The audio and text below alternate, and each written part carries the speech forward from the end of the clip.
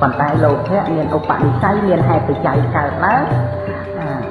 đôi thì mình còn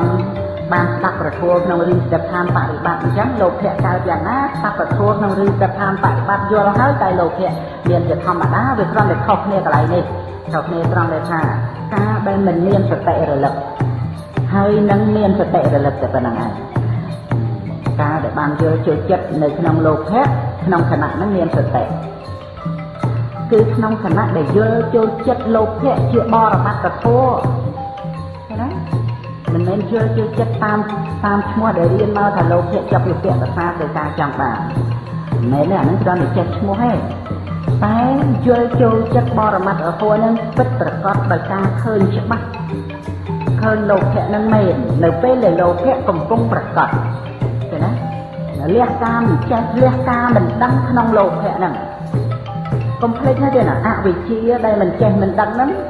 គឺមិនចេះមិនដឹងក្នុងលោកភៈជាដើមនឹងឯងលោកភៈក្នុងជីវិតរាល់ថ្ងៃនឹងអត់ចេះទេអត់ដឹងទេអត់ចេះអត់ដឹងថាលោកភៈនឹងវាយ៉ាងម៉េចគឺអត់ទេទៅវាកើតទៅជាមានសេចក្តីប្រកាន់នៅលោកភៈនឹងឯងដោយប្រការផ្សេង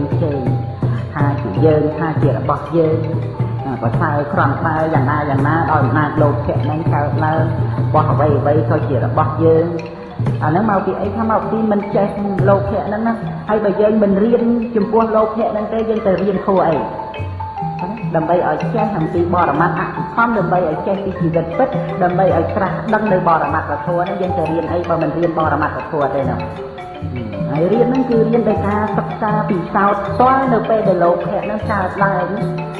ហើយលោកភៈកើតឡើងគឺអត់មែនយើងទៅធ្វើឲ្យតែកើតទេយើងត្រូវឃើញលោកភៈហ្នឹងជាអនត្តាដោយការសិក្សាផ្ទាល់នៅពេលដែលលោកភៈកើតឡើងមិនបានចាប់លឹកនឹកទៅធ្វើលោកភៈហ្នឹងទេដូចជាលោកភៈមូលចិត្តទី1នេះក្នុងលោកភៈមូលចិត្តទី1ហ្នឹងមានការចែកទៅជា3សង្កាត់3ចំណែកដែលយើងត្រូវរៀនហ្នឹងដើម្បីឲ្យងាយចាំនៅក្នុងលោកភៈមូលចិត្ត8ដួងហ្នឹងអញ្ចឹងសរសេរសិនចាំខ្ញុំកណ្ដាលខ្ញុំបានពន្យល់ចុះបន្តមកដាក់ថាលោភៈមូលចិត្តទី1នេះ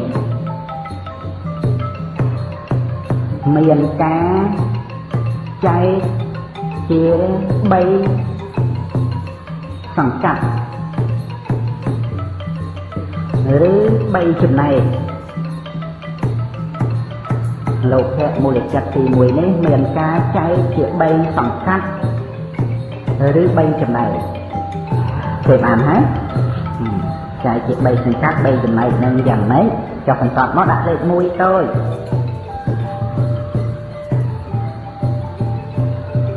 សោមនស្សៈសហចតាំងសោមនស្សៈសហចតាំង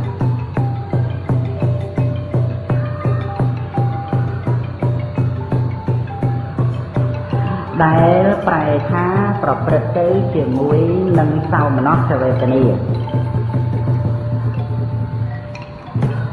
ដែលប្រែថាប្រព្រឹត្តទៅជាមួយនឹងសោមនស្សវេទនា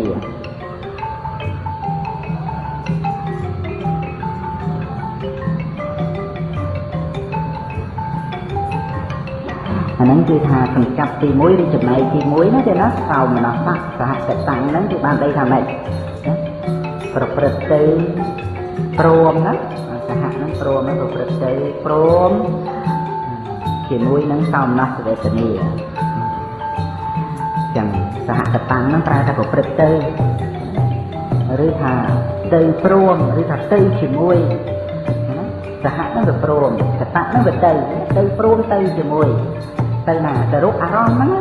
ហ្នឹងណាទៅរកអារម្មណ៍ក្នុងការកើតឡើងហ្នឹងគឺទៅព្រមគ្នាគឺព្រមទៅរកអារម្មណ៍ហ្នឹងក្នុងការដឹងអារម្មណ៍ហ្នឹងវាព្រមជាមួយគ្នានឹងសោមនស្សវេទនាចឹងទៅហើយចុះបន្តមកដាក់លេខ2តូចសរសេរ